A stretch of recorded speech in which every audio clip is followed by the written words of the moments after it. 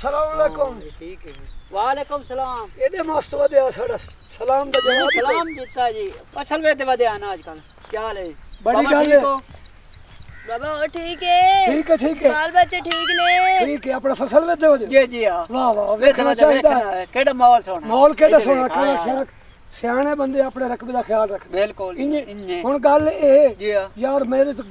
का शई का नहीं टीवी कोई नहीं तो कोई खबर सुना आजकल हाय हाय पई कर अच्छा तू टीवी को नहीं रखे हुए कोई ना यार मैंने तो पता ही कोई नहीं बाबा तू आज घर रख डिश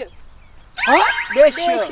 देश ला ला हां उससे बड़ी खबर आंदियां ओदू तो खबर आउ सब खबरां इन्ने चैनल आंदे ने जियो आंदे ने सारे चैनल इंडिया दा सारी खबर मैं वही ना मतलब ना हां ठीक है ना ताजियां खबरां ताजियां अच्छा तू तो फिर तो मैं ला ठीक है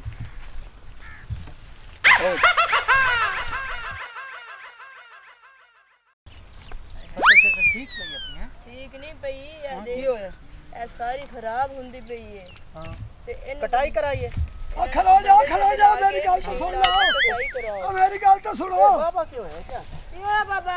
गल सुनो ना जी तू मैनू आख्या ना देश लाया जी हां आख्या जी हां मैं लाया ते विच तक काश नहीं ना कोई फोटो ना तस्वीर बाबा मेरे देश तेनो अल्टीना ख्या सी तू तो कैसे आख्या अल्टीना टीना देश थारे मत मज्जी वेच अर्शा वेच उसके